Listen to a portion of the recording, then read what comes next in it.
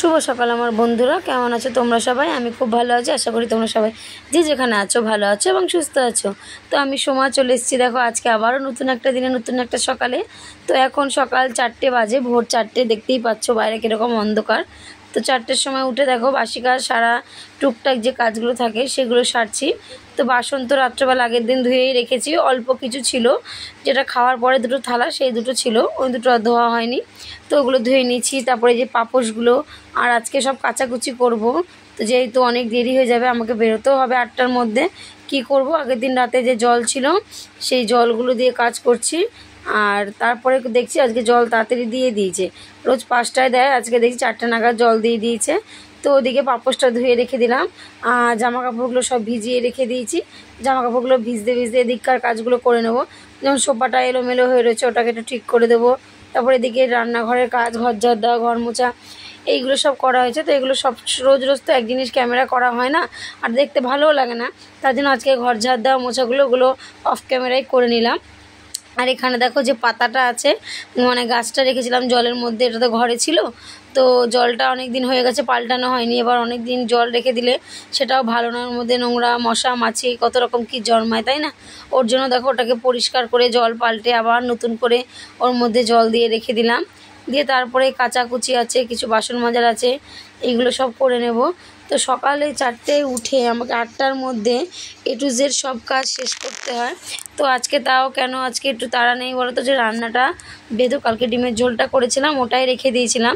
কারণ আজকে আমি জানি আজকে আমাকে এই কাজগুলো করতেই হবে, পায়খানা বাথরুম পরিষ্কার করা, তাও জামা প্যান্ট সব কিছু কাচা। যেহেতু তো সবাই তো জানো মেয়েদের মানে মেয়েদের একটা সময় থাকে, একটা দিন মাসে, যে এই দিনটা তারা এইগুলো সব করতে হয়। তো আমিও সেগুলো করে নিয়েছি, যেহেতু তোমরা বুঝতেই পারো, আর তোমাদের নতুন করে ভাঙিয়ে বলার কিচ্ছু নেই। তো তার জন্য সময় তো আর পাচ্ছি না, আর আমার রোজই কাজ থাকবে। এবার কাজের পর কাজ থাকবে, আমি এগুলো করতেও পারবো না। তো দিনের পর দিন হলে অনেক জামা কাপড় হয়ে যাবে, যেগুলো আবার কাচাকুচি করতে হবে। ওর জন্য আমি অল্প থাকতেই কেচে নিলাম, মাথাটা ঘষেও নিয়েছি। পায়খানা বাথরুম পরিষ্কার বলো, উঠান বাড়ি পরিষ্কার, সব কিছু আজকেই করে নিলাম সকাল সকাল উঠে। আর এখানে জামা কাপড় কাচতে গিয়ে না আমি দেখছি কি গোগলের একটা মুজো নেই, ঠিক আছে, একটা মুজো রয়েছে। তো আমি আবার তোমার দাদাকে বললাম তুমি শিগগিরই মাঠের দিকে যাও, একটা মুজো এনেছে, একটা মুজো ফেলে দিয়ে এসছে। কালকে ওরা জুতো খেলে মানে খুলে খেলছিল, তো তার জন্য মুজোটাও খুলে রেখেছিল। তো আনার সময় হয়তো অন্ধকারের মধ্যে একটা মুজো ঢুকাতে ভুলে গেছে, আর একটা মুজো আনি, সেই আবার সকালবেলা তোমার দাদাকে পাঠালাম। ও গিয়ে তখন মাঠে গিয়ে দেখছে মাঠের গেটেই পড়ে আছে মুজোটা, ও আবার এনে দিল ওইদিকে। আর ফুল তো তোমার দাদাভাই তুললো, আগের দিন বাবা তুলেছিল, আজকে ও তুললো। তারপর দেখো কাচাকুচি করে ওগুলো কিন্তু মেলেও দিয়েছি, কিছু কিছু জামা প্যান্ট। আর এদিকে যে রাস্তাটা ঝাড় দেওয়া সেটা ঝাড় দিয়ে নিলাম, সিঁড়িগুলোকে জল দিয়ে ধুয়ে নিলাম। তো কম কাজ তো থাকে না বলো, A to Z সব কাজ নিজেকে একা হাতে সামলাতে হয়। তারপর তো আজকে যেহেতু গোগলকে স্কুলে পাঠাতে পারিনি, কারণ গোগলের শরীরটা একটু ভালো ছিল না বলে আজকে গোগল স্কুল যেতে পারেনি, আবার কালকে যাবে। ওর দিন একটু ঠান্ডা ঠান্ডা লেগেছিলো, যেহেতু দেখো মাঠে যায়, মাঠ থেকে আসলে আবার ওকে হাত পা ধোয়াতে হয়, ধরো স্নানের মতনই করাতে হয়, কারণ মাথা গায়ে হাত পা পুরো বালিতে ভরা থাকে। তো ওর জন্য একটু গাটা দিচ্ছে, হালকা ঠান্ডা ঠান্ডা লেগেছিলো বলে আর পাঠাইনি। এদিকে আমি রান্নাঘরে স্নান করে চলে এসেছি, রান্নাঘরের কাজ এবার সারবো, ভাত বসাতে হবে, চা করব, ভাত বসাবো, দুধ জাল দিয়ে রেখে যাব, যেহেতু খাবে ওরা। আর আজকে শুধু সকালবেলা ভাত করেছি, ঝিঙে আলু দিয়ে একটু তরকারির মতো করেছি, ওটা আমি রেখে গেছি। কিছুটা নিজে মুড়ি দিয়ে খাওয়ার জন্য নিয়ে গেছি, কারণ ট্রেনে তো বড্ড খিদে পেয়ে যায়, আর কিছু তো খেয়েও বেরোনো হয় না, শুধু চা আর বিস্কুট ছাড়া, তাই না? তার জন্য নিয়ে গেছি, ঝিঙে দিয়ে তরকারি দিয়ে মুড়ি খেয়ে নিয়েছি ট্রেনের মধ্যে। আর আজকে আমরা মানে কাজে যেতে কেউ আজকে মানে কি বলবো, আজকেও একটা বিপদ হয়ে গেছে।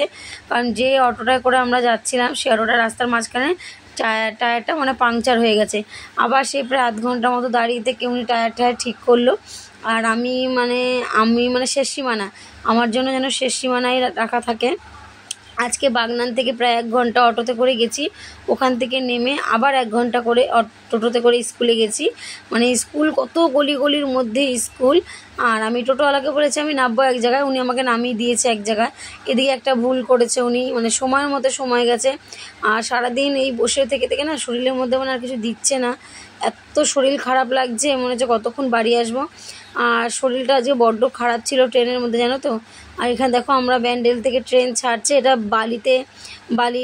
বালির কাছাকাছি ঢুকছে, তখন দেখছি কি হট করে কি জোরে একটা বাস্ট হলো না, যেমন টায়ার বাস্ট হলো সেরকম আওয়াজ হলো। ট্রেনটা দাঁড়িয়ে গেছিলো, দিয়ে হট করে সবাই চারিদিকে বাইরে তাকাচ্ছে, দেখছি কিছু না, তো কিছু একটা হয়তো প্রবলেম হয়েছিল যার জন্য সেটা দেখতে পেলাম না, কিন্তু লোকজনের ভিড় ছিল অনেকটাই, মনে হচ্ছে কিছু এমন একটা বাস্ট হচ্ছিলো, তো আপে ডাউনে দুদিকেই ট্রেন দাঁড়িয়ে গেছিলো। তো আজকে দুটো মানে অঘটন ঘটে গেল, জানি না কী হবে। তো সকালে মানে আমরা যখন মানে সবাই যারা বাড়ির বাইরে কাজে বেরোই তারা নিজেদের জীবনটাকে হাতে নিয়ে বাইরে বেরোতে হয়, কারণ আমাদের জীবনের কোনো দাম নেই, আমরা এই আছি এই নেই। কারণ এই যে আমরা সকালবেলা বাড়ি থেকে বেরোচ্ছি, কেউ কি জানি আমরা যে আমরা কীভাবে বাড়িতে ফিরবো, কেউ ভালোভাবে বাড়িতে ফিরতে পারবো কি না আদৌ। কারণ যা রাস্তাঘাটের পরিস্থিতি, যা মানে গাড়ি ঘোড়া যেভাবে চলছে, ছেলেরা এমনভাবে বাইক চালাচ্ছে, ওরা মানে দেখার কোনো প্রয়োজন নেই, নাক বরাবর চালিয়ে যাচ্ছে, কেউ তোমার সামনে পড়লো কি কারো কোনো ক্ষতি হলো সেটা তারা দেখবে না, চালিয়ে গেল। এই যে ট্রেন, একদিন দুদিন বাদে বাদে ট্রেনে দুর্ঘটনা হচ্ছে, তো মনের মধ্যে একটা আতঙ্ক নিয়ে আমাদেরকে বাইরে বেরোতে হচ্ছে। তো এরকম আতঙ্ক নিয়ে বলো না কতক্ষণ বাইরে বেরোনো যায়, কতদিন, কিন্তু যতই যা বলো আতঙ্ক আমাদের মনে থেকেই যাবে, আমাদের কোনোদিনও আতঙ্ক থেকে আমরা রেহাই পাবো না। আর বাড়ি এসেছি তখন 6টা বাজে, এসে না আগে আমি মাথায় তেল দিয়ে ভালো করে স্নান করেছি। তোমাদের বললাম যে শরীরটার মধ্যে কেমন একটা করছিল, অস্থির অস্থির করছিল, ভালো লাগছিল না, তো স্নান করে নিয়েছি আর একবার। সেই সকালে স্নান করেছি 6টার সময়, আবার এই এসে আবার 6টা মানে 12 ঘন্টার পর আবার একবার স্নান করে নিলাম। আর সকালে তো চাদরটা পাল্টানো হয়নি, এখন সব চাদরটা পাল্টে নেবো, বালিশের কভারগুলো যে কেচে দিয়েছে সেগুলো তো আর পাততেও না, অন্য বালিশের কভার সেগুলোকে পরিয়ে দেবো কভার, আর চাদরটা পেতে নেব, কারণ কাজ পড়ে থাকলে ভালো লাগে না, কাজ করে নিয়ে তারপর বসবো ভালো লাগে। আর আজকে রাতে রান্না আছে, তো আমার বসার কোনো গল্পই নেই, রাতে রুটি বাঁধাকপি করতে হবে, আর এদিকে সব কাজ তো সেরে ফেলতেই হবে, কারণ আজকে মাম্মাম হয়তো সময় পাইনি জামা কাপড়গুলো গোছানো, আর প্রায় দিন মাও গুছিয়ে দেয়, হয়তো মা কোনো কাজে ব্যস্ত ছিল গোছাতে পারেনি, সেইগুলো কাজগুলো আমি সেরে নিলাম। আর ওই যে বললাম যে জীবন হাতে নিয়ে আমাদেরকে বেরোতে হয়, সত্যি বলে না মানুষের নিঃশ্বাসের কোনো বিশ্বাস নেই। তো আমি ওই যে বাইরে বেরোচ্ছি দেখো একের পর এক কিন্তু কিছু না কিছু অঘটন রোজ কিন্তু ঘটেই চলেছে, চারিদিকে দেখতে পাচ্ছি। তো জানি না ভগবান কী লিখে রেখেছে, কপালে কী হবে। তো ওইসব নিয়ে আর ভাবনা চিন্তা করি না, কারণ আমি একা না, আমার মতো আরও অনেক অনেক মানুষ আছে যারা রোজ এরকম জীবন হাতে নিয়ে বাইরে বেরোচ্ছে, বাড়ির লোকেরা অপেক্ষায় থাকে কখন তার বাড়ির লোক বাড়ি ফিরবে। আর আমি কাজে গেলে মানে ওই দিনের মধ্যে যে কতবার বরমশাই ফোন করে, তার মধ্যে এখন মেয়ে হচ্ছে প্রায় মানে সবসময় একটু পরপর থেকে ফোন করবে, ও মা তুমি কোথায় তুমি কোথায়, বলে কেন তুই বারবার কি ফোন করলে আমি আগে চলে আসবো, ট্রেন যখন আসবে তখনই তো আমি আসবো, বলে না তাও জিজ্ঞাসা করলাম তুমি কোথায়। তো ওদের মনেও একটা ভয় থাকে যে বাইরে গেছি আমরা, কি হচ্ছে কি হচ্ছে না এই চিন্তা ভাবনা নিয়ে ওরাও সারাদিন থাকে। বাড়ির লোকেরা মা ফোন করে বারবার করে ফোন করে বোনের কাছে জিজ্ঞাসা করে কী রে কখন আসবি কী করছিস। তো সবাই একটা আতঙ্ক নিয়ে আমরা থাকি, তাই না, আতঙ্কর মধ্যে দিয়ে মানুষ কীভাবে বাঁচতে পারে। তো একটা জিনিস মন থেকে মুছে দিয়েছি যে যা হবে সবার সাথে সব, আমার সাথে যেটা হবে সবার সাথেও সেটা হবে। আমি তো আর একা চলি না, একটা ট্রেনে পুরো গোটা ট্রেনটায় 1000 থেকে মানুষ, 1000-2000 মানুষ থাকে, তো আমারও যা হবে সেই মানুষগুলোরও তাই হবে। সেই মানুষগুলোর বাড়ির লোক সেইভাবে কষ্ট পাবে, চিন্তাভাবনা করছে যেমন আমার বাড়ির লোক চিন্তাভাবনা করে, তাই না। এর আগে একদিন বাসে আসছিলাম, বাসের সামনে বসে অ্যাক্সিডেন্ট হতে বেঁচে গেছি, তো জানি না কি আছে, আর এইসব নিয়ে না বলাটাই ভালো। তো চলো, অনেক তোমাদের সাথে কথা বলতে বলতে অনেক কাজও হয়ে গেছে। তো আজকেও বাগনানে ছিল, কালকেও বাগনানে আছে, তো এই কদিন আমাকে বাগনানে কাজে যেতে হবে। তাই আমার মেয়ে বলছে মা এতদিন তোমাকে আমতা ধরে রেখেছিল, তুমি আমতা ছাড়ছিলে না, আর এখন তোমাকে বাগনান ধরেছে। আর এই দেখো সকালে সব পর্দাগুলো কেচে দিয়েছিলাম, জানলার পর্দা দরজার পর্দাগুলো, তো এইগুলো তো তোমার সাথে সকালে দেখানো হয়নি, বললাম না অফ ক্যামেরায় কত কাজ করা হয়ে যায় যেটা তোমাদের সাথে শেয়ার করা হয় না। এদিকে দরজার পর্দাটাও লাগিয়ে দিচ্ছি, আর তোমার দাদাভাই আমার সাথে কথা বলছে আর আমি কাজ করছি। বলছি চা করবো, আমি তাহলে করো, চা মুড়ি খাবো, কারণ আজকে আর ভাত খাইনি, 7টা বেজে গেছে আর কী ভাত খাবো, তাই না, একবারে রাতে রুটি তরকারি খেয়ে নেবো। তো তাড়াতাড়ি করে সব কিছু সেরে নিয়েছি, রান্না করে সব কিছু পরিষ্কার করে রেখেছি, রাতে বাসন ধুয়ে রেখেছি, তারপর আবার সকালে যে কালকে করবো বড়ার ঝোল করবো বলে ডালও ভিজিয়ে রেখে দিয়েছি। আর এদিকে দেখো জামা কাপড়গুলো ভাঁজ করে জারটা যেখানে সেখানে রেখে দিচ্ছি। আর বাড়ি থাকি না, বুঝতেই তো পারো, ছোটো বাচ্চা কাচ্চা থাকলে যা হয়, বিশেষ করে আমার গোগলটা এত বদমাইশি করে জানো না। তো এই দেখো না রোজ এসে আমাকে এই মানে র্যাকগুলোকে ঠিক করতে হয়, ঝুড়ি জামাগুলো ঠিক করতে হয়, সব ওলটপালট করে রেখে দেয়। তো এবার একদিকে বলতে গেলে আমি থাকি না বাড়িতে, একা একা থাকে, এটাই অনেক, তাই না। তাও বদমাইশি করে, ঘরের মধ্যে করে, বাইরে তো কোথাও যায় না। তো মেনে নিই, কিছু দু এক সময় খুব রাগ হয় যে কাজ থেকে এসে একটু শান্তিতে বসতে পারি না, এসে নিয়ে এই সব কিছু পরিষ্কার করতে হয়। আবার একটা সময় নিজের মনকে সান্ত্বনা দিই যে ওরাও বা কী করবে, ওরা তো বাইরে বেরোতে পারছে না, যা করছে ঘরের মধ্যে। আর আমার তো 10টা 5টা ঘর না, আমার একটা ঘরের মধ্যেই সব, তার জন্য একটা ঘরে বিছানা চাদর একদিন পাতলে পরের দিন সেটা আর পাতা যায় না, কারণ সব কিছু বিছানার মধ্যে। তবে আমি সুখে আছি অনেক, আমার ছোট্ট একটা ঘরের মধ্যে আমি অনেক সুখে আছি। তো আমার কোনো কষ্ট হয় না। আমরা 4 জনে মিলে এই ছোট্ট একটা ঘরের মধ্যে খুব আনন্দে কাটাই দিন রাত। সারাদিন আমরা রাতে যখন আমরা ঘুমোতে যাই 4 জনে একসাথে শুয়ে কত গল্প করি। তো এটাই বা কজনে পায়, তাই না? বলে না, টাকা থাকলে কিন্তু সব কিছু হয় না, টাকার বাইরেও অনেক কিছু প্রয়োজন। যেমন যাদের দেখো টাকা আছে তারা কিন্তু রাতে যে ঘুমোয় সেই ঘুমটা কিন্তু হয়তো তারা শান্তিতে ঘুমাতে পারে না। তাদের মধ্যে এমন না এমন কোনো চিন্তা থাকে যার দ্বারা তারা কিন্তু ঘুমটা শান্তিমতো হয় না। কিন্তু দেখো আমাদের টাকা নাই থাকতে পারে, আমরা মানে অল্পতে আমরা সন্তুষ্ট, কিন্তু আমাদের রাতের ঘুমটা ভালো হয়। আমরা সন্তান, স্বামী, সংসারে সব প্রত্যেকটা মানুষকে নিয়ে হাসি খুশি থাকতে পারি, আমাদের কোনো চিন্তা ভাবনা হয় না। একটাই চিন্তা, শুধু যে ছেলে মেয়েকে কীভাবে মানুষ করব, একটু ভালো মতো মানুষ করব, এই একটাই চিন্তা সারাক্ষণ মাথার মধ্যে ঘোরাফেরা করে। তো সকালে উঠে রাত অবধি চিন্তা করতে করতেই মানে দিন যায় আমার। সকালে ঘুম থেকে উঠে বাসি কাজ সারতে হবে, রান্না করতে হবে, কী ওরা খাবে, ওদের কী খাবার দাবার খাবে সেগুলোকে রেখে দিতে হয় ঠিকঠাক করে, কোন জামা প্যান্ট পরবে। কারণ মাম্মাম এখন বড় হয়ে গেছে, ওটা নিজে নিজে পারে। গুগল তো ছোটো না, তাও নিজে নিজে করে। তাও তোমার দাদাভাই করে দেয়, পড়া থেকে এনে প্রাইভেট থেকে এনে স্নান করিয়ে খাইয়ে দেয় দিয়ে যায়, যেটা একা একা করতে হয় না। কিন্তু কেউ না থাকলে তোকে একা একা করতে হবে, তাই না? তো সব কিছু সময় বলে না, সময় সব কিছু শিখিয়ে দেয়। তো গোগুলো এখন একা একা খেতে শিখে গেছে, জামা প্যান্ট পরতে শিখে গেছে, স্নান করতে শিখে গেছে, সব কিছু একা একা করতে শিখে গেছে। এই দেখো আমরা সন্ধ্যা হয়ে গেছে, মুড়ি চা নিয়ে বসে পড়েছি। তোমার দাদাভাই চা করেছে, আমি মুড়ি নিয়ে নিয়েছি, দিয়ে এখন দুজনে মিলে চা মুড়ি খাবো, একটু বসে কথা বলবো, তারপরে চলে যাবো আবার রান্নায়। এদিকে রান্নাঘরটা একটু পরিষ্কার করে নিলাম, কারণ সেই সকালে রান্না করে গেছি, খাবার দাবার ওরা নিয়েছে, একটু ফেলেছে, তাই না? ওগুলো তো পরিষ্কার করতে হবে, ওর জন্য ওগুলোকে পরিষ্কার করে নিয়ে দেখো এই কাপড়টা ধুয়ে মেলে দিলাম।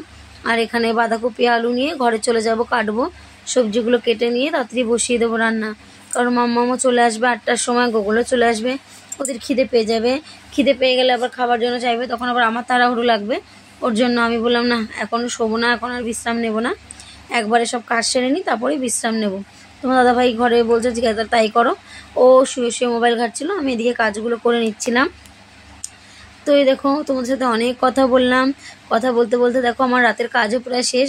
এদিকে বাঁধাকপিটা কাটবো, তারপরে রান্না করব, যেরকম কোনো মশলা ছাড়াই নিরামিষ কপি রান্না করি আমি।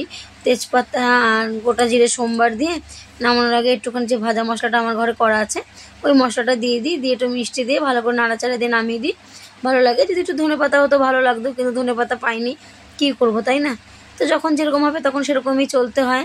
তো আমার জীবনেরও অনেক একটা বড় গল্প আছে বন্ধুরা। তো আমি দু এক সময় হয়তো গরিব যদি বলি, তখন একটা দিদিভাই আছে হয়তো ওনার খারাপ লাগে, বলে দিদিভাই তুমি গরিব বলবে না। তো সত্যি কথা বলতে দেখো আমি গরিব তো আমি গরিবই বলবো, কিন্তু তা গরিব কথাটা যদি শুনতে দিদিভাই তোমার খারাপ লাগে তাহলে আমি আর গরিব বলবো না। কিন্তু আমরা মধ্যবিত্ত পরিবারের মানুষরা একটা আশা নিয়ে থাকি, জানো তো, যে এই আশাটা পূর্ণ হবে কি করে। তো আমাদের আশা মানে আমাদের করতে বাধা নেই আশা, কিন্তু আশা যে পূর্ণ হয় এমনও না। ওই একটা বাংলা ভাষা ছোটোবেলা থেকে শুনতাম, মা কাকিমারা বলতো যে আশায় মরে চাষারা। তো আমাদের অবস্থা তাই হয়েছে, আমি যত আশা করি আমার সেই আশা কোনোদিনও পূর্ণ হয় না। জানি না ভগবান কি কবে পূর্ণ করবে। তো তোমাদের সাথে এই নিয়ে একদিন একটা ভিডিও বানাবো। আমি এই যে কাজ করি এত কষ্ট করে, সারাদিন সকালে বেরোই রাতে ঢুকি, এই যে এত কষ্ট করে কাজ করি, আমাদের হাসি খুশিতে চলে যায়, কিন্তু কিছু একটু না একটু দিক কোণে ফাঁক থেকেই যায়, যেটা আমি পূর্ণ করতে পারি না। তো সেটা কেন পারি না, দুজনে কাজ করেও সংসারে কেন এরকম আমাদের একটু কষ্ট হয়ে যায় মাঝে মাঝে, সবটাই তোমাদের সাথে শেয়ার করব। তো সব যখন তোমাদের সাথে শেয়ার করি আমি আমার ভালোটা, তা মন্দটা কেন করব না, তাই না? কারণ তোমরা এখন আমার এক একটা পরিবারের সদস্য। তো আমার পরিবারের সদস্য যেমন আমার সুখ দুঃখ মিশে থাকে, তো তোমরাও তেমন আমার সুখ দুঃখ মিশে থাকবে, সবটাই তোমাদের সাথে শেয়ার করব। তবে অন্য একটা ভিডিওতে, আজকের ভিডিওটা অনেকটা বড় হয়ে গেছে, অনেক কথা বলে নিলাম। তো চলো আজকের মতো ভিডিওটা এখানে শেষ করছি, আবার কালকে দেখা হবে নতুন একটা দিনে নতুন একটা ভিডিও নিয়ে। ততক্ষণের জন্য সুস্থ থেকো, ভালো থেকো, এবার এইভাবে আমাকে সাপোর্ট করো বন্ধুরা। Tata, good night, love you all বন্ধুরা, আবার কালকে দেখা হবে।